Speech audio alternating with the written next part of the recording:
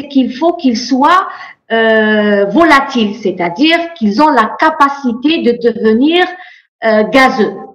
Donc, susceptibles d'être gazeux ou vaporisés, c'est la même chose. À condition, pour pouvoir effectuer une analyse ou une séparation par ce type de moyen d'analyse, il y a des conditions. Il faut que le composé qu'on introduit dans cet appareil, qui est composé d'un mélange de solutés, il faut que chaque soluté de ce mélange puisse devenir sous forme gazeuse, ou vaporisée, c'est la même chose, sous l'effet de la température. Mais à condition que les solutés, quand ils deviennent gazeux, il faut pas qu'ils se décomposent, il faut pas qu'ils perdent leur nature chimique. Donc, il faut que chaque soluté, en devenant gazeux, il faut qu'il garde ses propriétés et ses caractéristiques exactement comme ils étaient à l'état liquide. Donc, si ils restent et ils gardent leurs caractéristiques telles qu'ils étaient en état liquide, on les appelle des composés thermostables, c'est-à-dire des composés quand ils deviennent gazeux, ils résistent à la température et ils ne perdent pas leurs propriétés. D'accord? Alors, ça, c'est la condition de faire passer un composé dans la CPG. Alors, ces composés sont généralement suite à des expériences. Ces composés, les scientifiques se sont rendus compte que uniquement les composés qui ont un poids moléculaire un petit peu moyen, disons, qui est inférieur à 500 grammes par mol. Dans ce type d'appareil, dans ce type d'analyse, vous savez très bien que nous avons besoin d'une phase mobile et d'une phase stationnaire. Donc, on va parler uniquement de la phase mobile maintenant. C'est un gaz. Donc, la CPG. Donc, la phase mobile est un gaz, mais pas n'importe lequel. C'est un gaz inerte. C'est un gaz inerte. Il peut être l'hydrogène, l'azote, l'argon, le CO2, etc. Alors, pour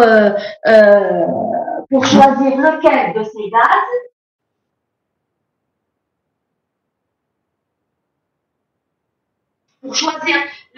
ces gaz, ça dépend de plusieurs facteurs. D'accord? Il y a, par exemple, quand on utilise des détecteurs ou des injecteurs, chaque type d'organes, chaque type de partie de la CPG nécessite un gaz inerte particulier. Et donc ça, je l'ai déjà donné dans le cours, on le verra par la suite. Donc, tout ce que vous devez retenir, c'est que pour l'instant, la phase mobile est un gaz inerte appelé gaz vecteur, donc, ou la gaz porteur. C'est celui qui transporte le composé à analyser. Il y a beaucoup de conditions aussi sur la phase mobile. C'est que ce gaz vecteur, il faut qu'il réponde à certaines exigences. Pourquoi? Parce que si on utilise un gaz, c'est vrai, inerte, mais qui n'est pas propre, ça risque de détériorer la phase stationnaire qui se trouve dans les colonnes. Donc, il faut faire très important pour qu'il n'y ait pas ni trace d'eau, ni trace d'impureté, ni autre chose. Il faut que vraiment le gaz vecteur soit non seulement inerte, mais aussi très propre. Et donc, pour justement être sûr de la propreté de ce gaz vecteur, dans la CPG est introduit différents moyens de purification, justement, ou la d'élimination d'impuretés qui se trouvent dans les gaz porteurs. Par exemple, nous avons les tamis moléculaires ou des filtres. Avant de faire passer le gaz vecteur dans la colonne, celui-ci passe à travers des filtres qui vont justement éliminer le gaz vecteur. Donc, tout ceci, je l'ai donné en détail dans le cours pour que vous puissiez bien comprendre. Alors, j'avais dit la dernière fois aussi qu'il existe dans ce mode de chromatographie, il existe deux types de chromatographie en fonction de la nature de la phase stationnaire. Donc, si la phase stationnaire est un gaz, d'accord, plutôt un solide, on appelle ça une chromatographie d'absorption. On appelle ça une chromatographie d'adsorption. Absorber, ça veut dire que cette phase stationnaire, elle a la propriété d'absorber les solutés une fois introduits dans la colonne. Donc, c'est un mode de chromatographie, là aussi réservé aux substances de bas point d'ébullition, c'est-à-dire que la température d'ébullition, la température qui permet de transformer le liquide en gaz, c'est des températures, on va dire, faibles, c'est-à-dire ça ne dépasse pas les 100 degrés, par exemple, à peu près. Vous avez aussi, nous avons parlé aussi de la chromatographie gaz liquide. Là, la phase stationnaire est un liquide et là, elle est basée sur la solubilité. C'est-à-dire que chaque soluté a la capacité d'être dissous dans la phase stationnaire, bien sûr d'une façon réversible. C'est-à-dire s'il est dissous dans la phase stationnaire, il faut qu'il revienne pour être transporté par le gaz vecteur vers la sortie de la colle. Donc, voilà les deux types de chromatographie en phase gazeuse. C'est le fait que soit nous avons une phase stationnaire solide, soit nous avons une phase stationnaire liquide. Donc, nous avons une CGS ou une CGL. CGS, chromatographie gaz solide, CGL, chromatographie gaz liquide. Donc, le gaz à chaque fois, c'est réservé à la phase mobile qui est toujours un gaz. Par contre, S et L, c'est les fois où la phase stationnaire est soit solide, soit liquide. Alors, j'avais la dernière fois aussi, j'avais donné un schéma d'un appareil de chromatographie. Et donc, dans ce schéma, vous trouvez toujours les parties essentielles, c'est-à-dire les parties clés sur lesquelles repose la chromatographie. Donc, vous avez ici, bien sûr, la partie centrale, c'est la partie four dans laquelle se trouve la colonne.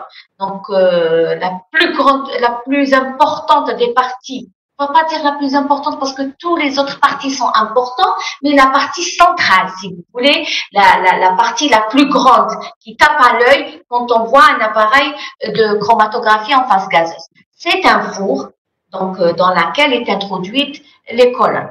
Donc, ce four, bien sûr, il est important parce que ça fait la chromatographie en phase gazeuse, donc nous sommes obligés de chauffer pour que les solutés deviennent gaz. Donc vous voyez ici que nous avons un ventilateur. Ce ventilateur permet d'homogénéiser la température au sein de toutes les parties du four. Vous avez ici l'introduction du gaz vecteur, un moyen d'introduire le gaz vecteur. Vous avez la chambre d'injection, c'est un moyen d'injecter le composé à analyser et à séparer. Donc ici, vous avez un petit appareil qui nous permet de contrôler la température. Vous avez ici un amplificateur, c'est-à-dire c'est des appareils qui nous permettent d'envoyer le signal vers un ordinateur qui va nous donner les chromatographes. Voilà, si vous voulez, un schéma global qui comporte les parties essentielles d'un chromatographe en phase gazeuse. Est-ce que c'est clair jusqu'à maintenant? Alors, j'ai donné ici un appareil réel, une photo d'un appareil réel qui se trouve dans un laboratoire. Alors, je vous ai déjà dit que ce qui tape à l'œil, c'est la CPG qui est la plus grande partie. La plus grande partie, c'est le four, que vous voyez ici. Puis les autres, c'est les autres parties dont je vous ai déjà parlé.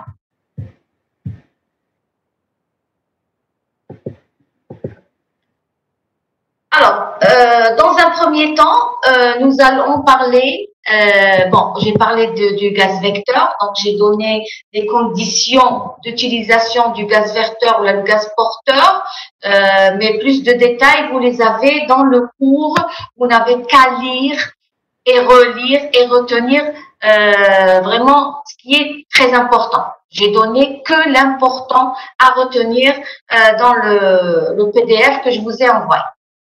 Donc ici, sachez que on va commencer par l'injecteur qui est la partie essentielle aussi après le gaz vecteur. Donc c'est le moyen d'introduire, d'injecter le soluté à analyser, ou le composé à analyser.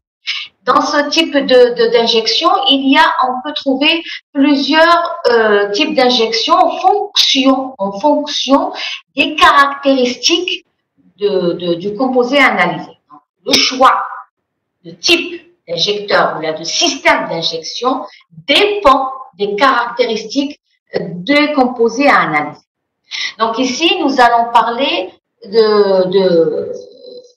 d'un type d'injecteur qui est plus simple, qui est réservé aux liquides. Mais les liquides à des très faibles quantités. C'est ce qu'on appelle la microseringue.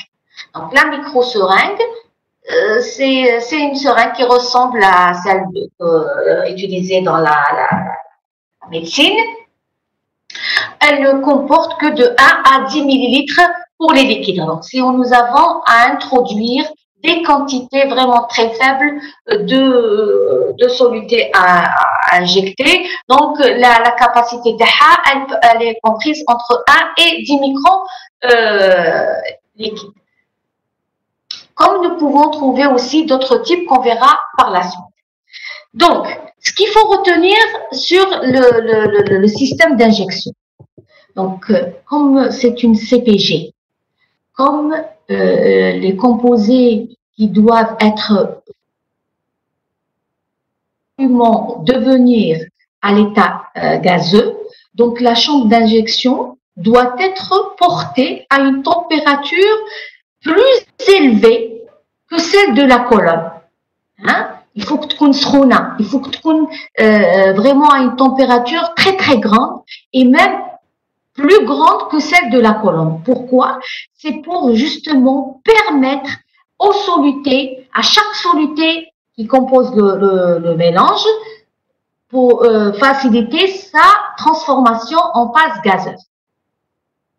Alors là aussi, les habitués des chromatographies, des analyses en chromatographie, disent que la température idéale, c'est-à-dire pour être sûr que nous avons facilité la transformation de chaque soluté en phase gazeuse, il faut que la température soit au moins supérieure à celle de la colonne ou à celle plutôt du composé le moins volatile de 20 degrés. C'est-à-dire que si nous avons un soluté A, soluté B, soluté C, soluté D dans le composé, d'accord? Alors nous savons très bien, c'est une étude au préalable, nous savons très bien à quelle température se transforme chaque soluté dans le composé. Et donc, on va voir celui qui se transforme à une température la plus élevée.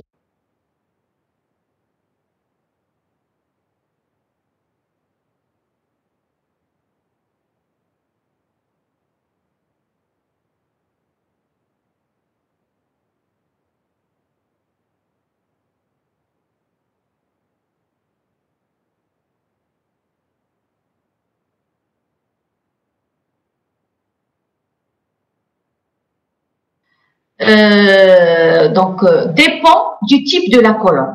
Donc, avant de choisir le système d'injection le plus adéquat, il faut d'abord savoir quel type de colonne on va utiliser. Est-ce qu'on va utiliser une colonne capillaire ou bien une colonne remplie? On verra, la dernière fois, j'en ai déjà parlé. Donc, il faut savoir quel type de colonne va-t-on choisir pour travailler, hein, pour pouvoir choisir quel type d'injecteur il faut utiliser. Avez-vous des questions jusqu'ici?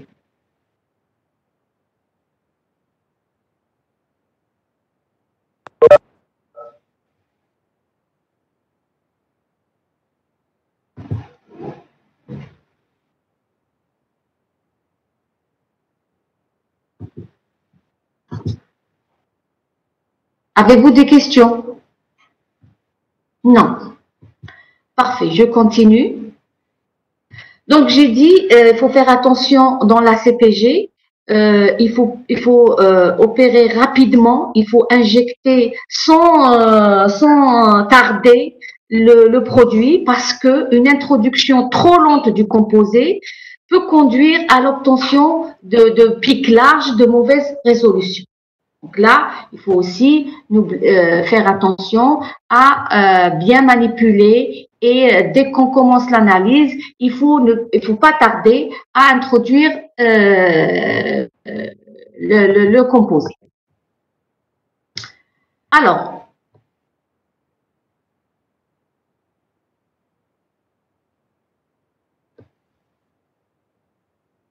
ici, donc dans le système d'injection, là où on utilise une seringue, alors l'aiguille de la seringue va être introduite ici. Voyez la partie rouge, ce qu'on appelle le septum.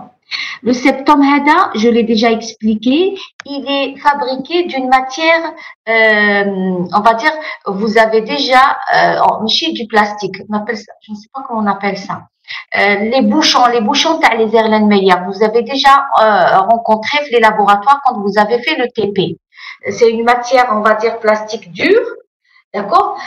Donc, dès qu'on introduit l'aiguille, on injecte le produit et la matière, elle va se refermer très très rapidement. Hein. C'est important de choisir ce type de matériau pour empêcher les fuites. C'est-à-dire, il ne faut pas que dès qu'on introduit l'aiguille, si cette partie ne se referme pas rapidement et d'une façon hermétique, on risque de perdre une quantité de solution, de composés. Donc, c'est pas important. C'est pas adéquat. Donc là, le système d'injection est composé essentiellement, vous devez connaître le septum à travers lequel on s'introduit le composé par le biais de l'aiguille. D'accord? Donc ici, vous êtes en train de voir sur cette image les différentes conditions opératoires. Donc, vous avez une chambre de vaporisation à 50 degrés au-dessus de la température d'ébullition du constituant le moins volatile. Ça dépend plusieurs auteurs. Plusieurs auteurs, ça dépend en fait de type d'appareil. Donc, la température idéale, c'est quand elle est supérieure à 20 degrés du constituant le moins volatile. Qui maintenant 50 degrés. C'est pas très précis, mais ça dépend de type d'appareil. Donc, si vous utilisez un appareil, vous avez sûrement un guide qui vous permet de connaître les conditions à respecter avant de commencer les analyses.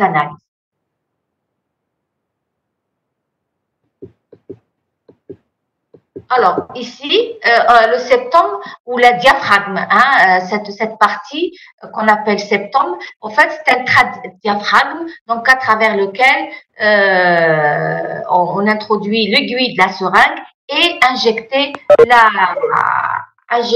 le composé.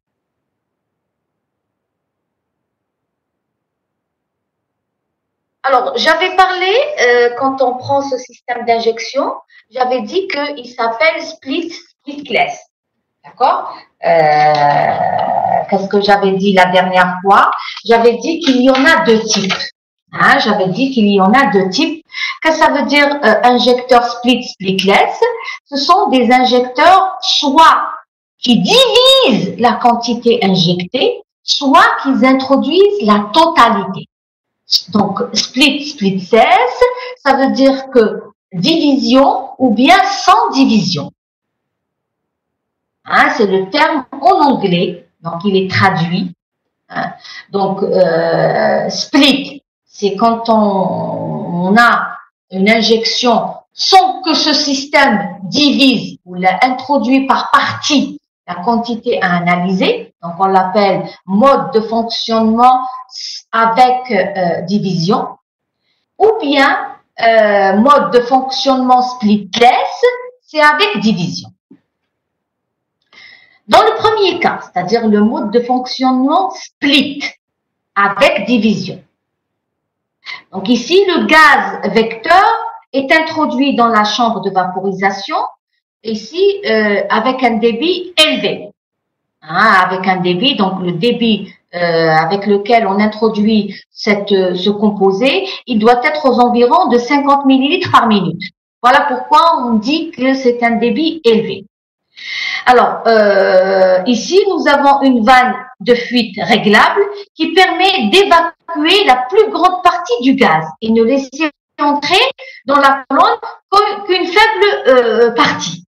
C'est-à-dire que là, comme je dis que c'est un mode de fonctionnement split, donc avec division, ça veut dire quoi? Ça veut dire qu'il y aura une seule partie de la quantité initiale qui sera envoyée vers la colonne.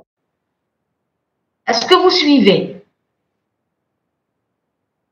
Là, ça nécessite que je reprenne. Je vous écoute. Donc, je répète. Donc, je répète, dans le système d'injection, vous avez plusieurs modes. Donc, le problème, c'est, le premier, c'était l'injection directe. Le deuxième, c'est le type d'injection, soit avec division ou bien sans division. Que ça veut dire division? Division. Ça veut dire que la quantité de départ du composé à analyser ne sera pas complètement prise ou la envoyée vers la colonne, ou bien une partie uniquement et l'autre, elle sera rejetée.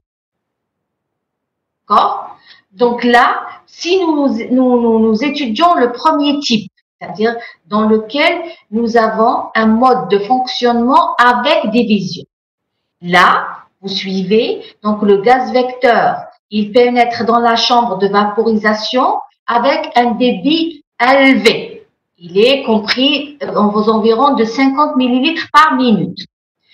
Dans ce type d'injection, il y a une vanne de fuite qui est réglable, c'est-à-dire elle nous permet, c'est l'opérateur qui a le droit de régler la quantité à envoyer. Donc, une fois qu'il a réglé la quantité à envoyer, ça veut dire qu'il a conditionné une seule quantité qui sera envoyée vers la colonne. L'autre, elle sera rejetée. Pour vous donner un petit peu une idée sur la quantité, nous avons par exemple, dans la colonne, il y aura 1 millilitre sur 20 millilitres par exemple qui sera envoyé, ou bien 1 sur 500. D'accord? Donc, si vous voulez, en pourcentage, c'est 1% uniquement de la quantité de départ qui sera envoyée vers la colonne. L'autre, elle sera rejetée. Donc, ça, c'est le mode d'injection split. C'est-à-dire que le système va lui-même s'occuper à envoyer une partie bien définie, puisque le système est réglable. Donc, c'est l'opérateur lui-même qui décide de la quantité à envoyer vers la colonne. Ensuite, vous avez le mode splitless. Le mode splitless, ici, c'est un mode d'injection. Alors là, sans division. C'est-à-dire que la quantité de départ qu'on injecte, c'est la même quantité qui ira jusqu'à la colonne. Alors, dans quel cas on utilise le mode splitless? C'est dans le cas où nous avons des composés qui possèdent des solutés à de très faibles concentrations. On les appelle composés à l'état de trace. À l'état de trace, donc il suffit d'une petite quantité pour que l'appareil puisse séparer ces composés et les faire sortir un à un. Est-ce que c'est clair jusqu'à maintenant?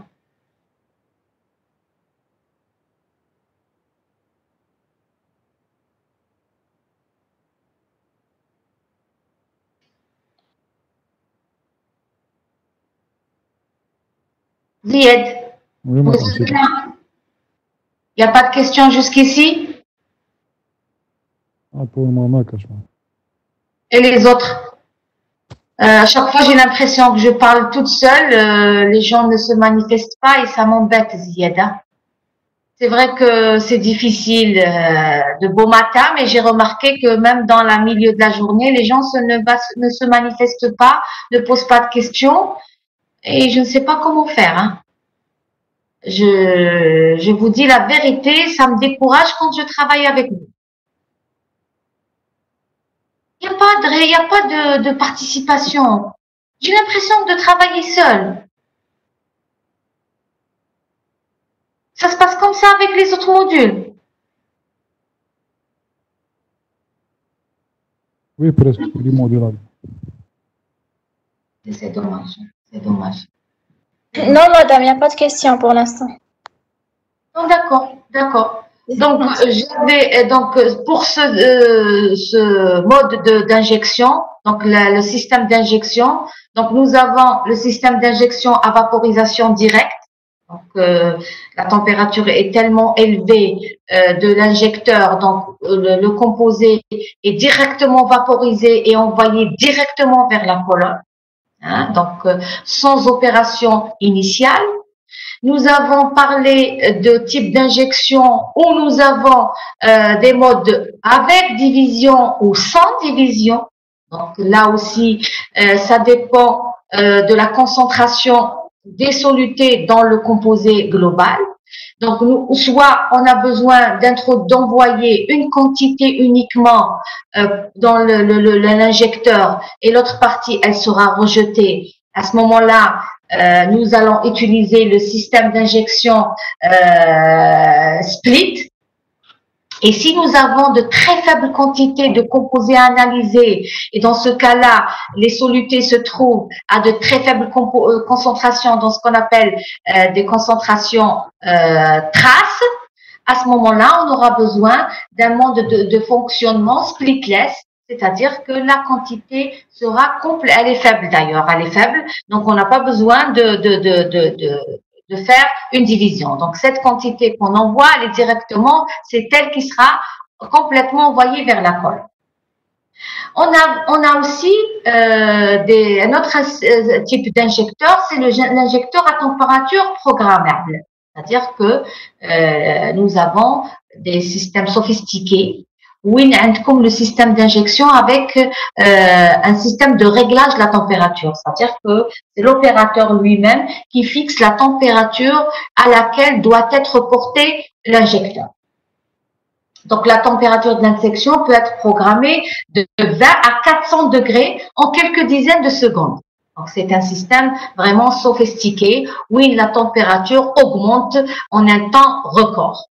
Donc, elle peut atteindre 400 degrés en quelques dizaines de secondes. Donc, en 10 secondes, tous les la température, 400 degrés. Et ça, c'est un système, bien sûr, assez cher pour l'acquérir, pour les gens qui travaillent en permanence avec les analyses de chromatographie en phase gazeuse. La dernière fois, on a parlé aussi des colonnes. Donc, le deuxième élément important de l'appareillage, c'est les colonnes. Donc, les colonnes, nous avons dit qu'elles renferment, c'est-à-dire elles comprennent, il y a dedans, à l'intérieur de cette colonne, se trouve la partie importante de la chromatographie, c'est la phase stationnaire. Donc, elle est placée dans une enceinte thermostatée. Donc, cet appareil, cette colonne que vous voyez ici dans les images, et nous l'avons dit tout à l'heure quand j'avais présenté l'appareillage, le schéma de l'appareillage, j'ai dit que cette colonne est introduite et placée dans un four, donc dans un système thermostaté, là où la température est réglable. Donc, c'est un équipement, ou là, c'est un élément qui doit résister au chauffage, d'accord? Et on peut maintenir la température de l'enceinte à une température bien précise, d'accord? Ou on peut aussi avoir une température réglable. Dans ce type de chromatographie, on peut trouver plusieurs types de colonnes. Donc, on peut citer les colonnes à garnissage, c'est-à-dire des colonnes où on remplit, une matière solide qui va justement être imprégnée, avec un liquide. En vérité, c'est le liquide qui va jouer le rôle de phase stationnaire. Donc, on prend un support inerte, comme la silice par exemple. Donc, c'est un solide inerte qui est stable, qui doit être stable à des températures élevées. وبعد هذاك le liquide avant ما نعمروه avant ما ندخلوه داخل la colonne, il faut que نغطسوه dans un liquide يغطس يشمخ, on va dire imprégné pour que vous puissiez comprendre. نشمخوه dans un liquide de 5 à 20%. يعني باش يكون prêt à jouer le rôle de retardateur de chaque soluté avant leur sortie de la colonne. Donc, je dis, il existe des types de colonnes. Donc, la colonne à garnissage, comme je viens de vous le dire, les colonnes à garnissage ou les colonnes remplies, dans lesquelles on introduit la phase stationnaire. Les colonnes capillaires. Capillaire, ça veut dire que c'est des colonnes de très, très, très faible diamètre. Là, on ne peut pas le remplissage. Donc, c'est des colonnes non remplies. Non remplies.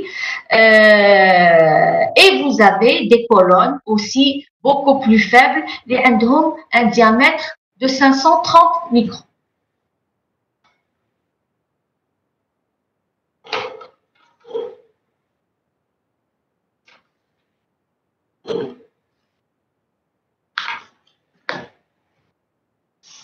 Y a-t-il des questions jusqu'à maintenant? Alors, les colonnes capillaires, je l'ai déjà montré. Alors, vous voyez ici, regardez le diamètre comment il est. Hein, vous voyez? Donc, c'est un diamètre très, très, très faible. Mais la longueur de la colonne capillaire peut aller jusqu'à 100 mètres. D'accord? Elle peut aller jusqu'à 100 mètres. Donc ici, il n'y a pas de remplissage comme je viens de vous le dire. La phase stationnaire est déposée ou greffée sur la paroi interne. Donc le constructeur lui-même qui les éléments accompagnant un appareil de chromatographie, il vous donne directement une colonne déjà prête à utilisation. Contrairement aux colonnes remplies. Les colonnes remplies, parfois, avec la phase stationnaire saturée, donc il n'y a pas une bonne résolution, où les analyses ne sont pas très, on va dire, fiables.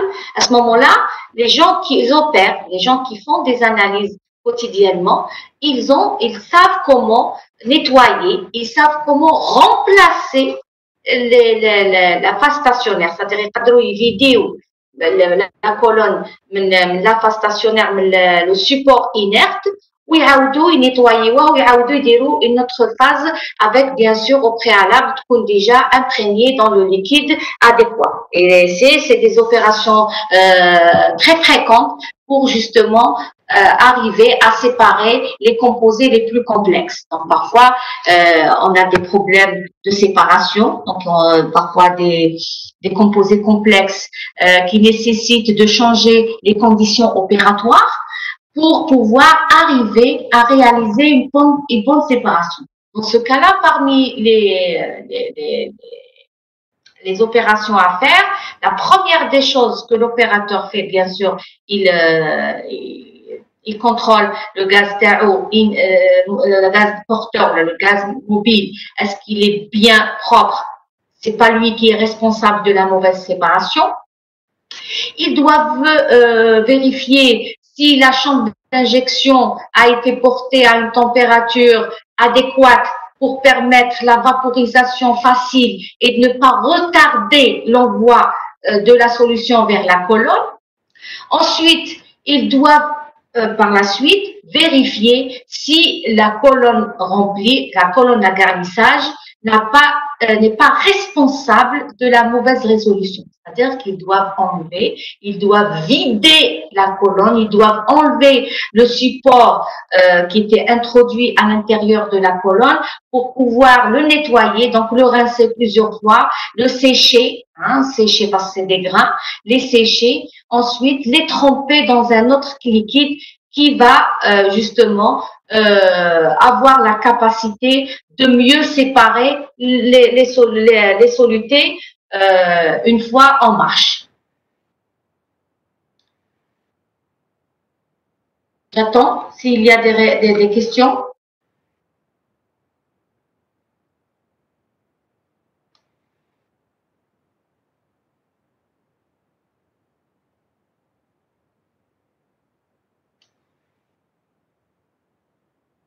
Est-ce qu'il y a des questions? Madame.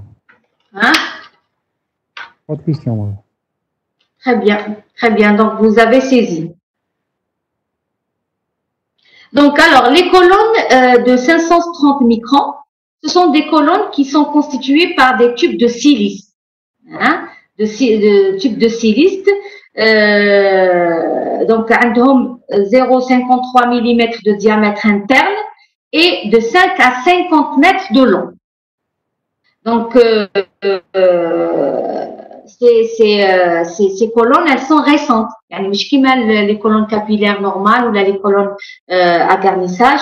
هادو خدموهم très récemment. C'est-à-dire, مور ما داروا les colonnes capillaires ou les colonnes à garnissage. Là, le débit du gaz vecteur, le gaz vecteur, il peut atteindre jusqu'à 15 millilitres par minute pour rejoindre la colonne. Donc ici, à chaque fois, je vous donne un débit, je vous donne une condition opératoire qui est propre à chaque élément utilisé. Donc, il faut bien lire le PDF que je vous ai envoyé. Quand on vous parle d'injecteur, quand on vous parle de colonne, il y a toujours des informations associées qui peuvent vous montrer que chaque élément doit être utilisé en fonction des autres. Alors, qu'est-ce qu'elles ont de particulier, ces colonnes de 530 microns? Donc, c'est des colonnes qui sont plus faibles, pardon. Elles ne donnent pas une bonne résolution. Par rapport à la colonne, à des colonnes remplies, il y a des pertes de la phase stationnaire. Donc, c'est pour ça que les gens ne l'utilisent pas. Ces colonnes de 530 microns. C'est-à-dire, les gens, quand ils les ont utilisées, ils se sont aperçus qu'elles ne donnent pas une bonne résolution quand ils l'utilisent.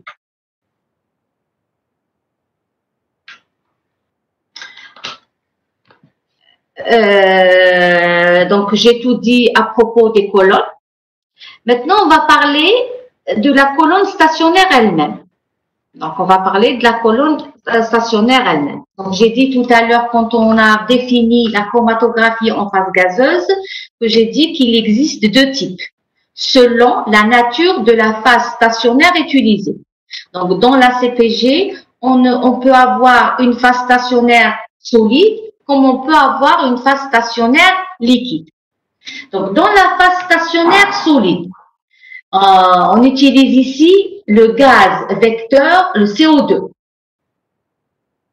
Or, quand on utilise une phase stationnaire solide, le gaz mobile utilisé dans ce cas est le plus adéquat, le plus approprié, c'est le CO2. D'accord? Et là aussi, les caractéristiques ou les conditions sur le composé. Le composé, il faut qu'il soit vraiment très volatile. Avec une phase stationnaire solide, donc le gaz mobile écoule le CO2 ou les composés à analyser, donc quand ils sont très volatiles, ما نستناوش تكون عندنا une bonne résolution, ما تكونش عندنا une bonne séparation directe. Alors, parmi les phases stationnaires qui existent quand on a une phase solide, nous avons les tamis moléculaires, qu'on appelle des composés tamis moléculaires, nous avons l'alumine, nous avons le charbon actif, on peut avoir même le noir de carbone graphite et les polymères poreux. Donc voilà, si vous voulez, comment on nomme, comment on choisit. Nous avons un large choix les phases stationnaires solides à utiliser dans la CPG, la CGS, donc la chromatographie en phase solide, c'est-à-dire que la phase stationnaire est un solide.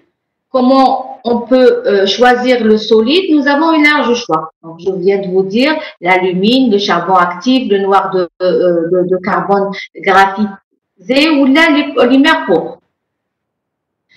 Maintenant, si nous avons affaire à une phase stationnaire liquide, à ce moment-là, elle doit remplir une certaine condition. Donc, le liquide doit être inerte chimiquement.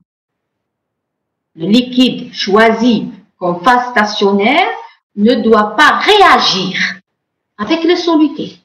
Il doit être inerte chimiquement.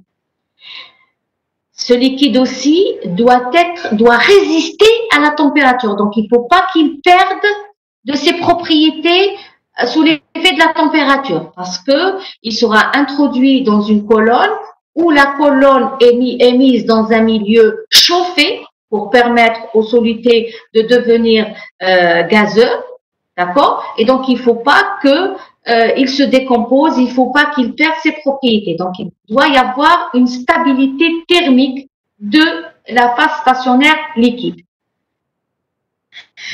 Là, je vais vous poser une question pour voir d'abord si vous êtes là et si vous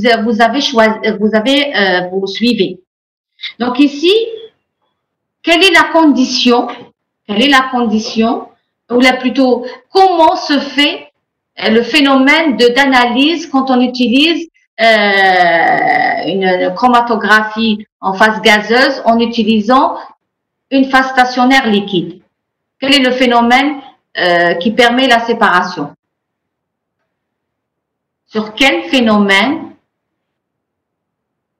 est basée la séparation quand on utilise une CPG avec une phase stationnaire liquide? La solubilité, madame. Parfait, alhamdoulilah. Vous me rassurez. Donc ici, si le phénomène sur lequel est basé la manière de séparer en CPG en choisissant une phase stationnaire la solubilité, donc ce liquide doit avoir une solubilité appréciable vis-à-vis des solutés à analyser. Donc ça, c'est évident. D'accord? Donc là aussi, nous avons un nombre très important de phases stationnaires, pour choisir les phases stationnaires. Donc, nous avons parmi les critères, nous avons celles qui sont polaires. Les liquides qui sont polaires. Donc, ce sont des polymères, qui possèdent des fonctions polaires. Malheureusement, je ne sais pas si vous savez ce que c'est que polaire. Hein? Donc, parmi ces liquides, nous pouvons trouver le polyéthylène glycol, on peut trouver le carboaxe, on peut trouver le polyéthylène glycol. Il y a différents types de composés liquides que vous trouvez dans le polycopier en PDF que je vous ai envoyé. Je vous ai même donné un tableau. Vous avez aussi des liquides qui sont au contraire non polaires. Hein? Donc à ce moment-là, on peut trouver des hydrocarbures aliphatiques saturés, tels que le squalane. Vous avez la paraffine et vous avez d'autres types on va pas les retenir, mais vous les avez aussi dans un tableau que je vous ai remis. Est-ce que c'est clair jusqu'à maintenant?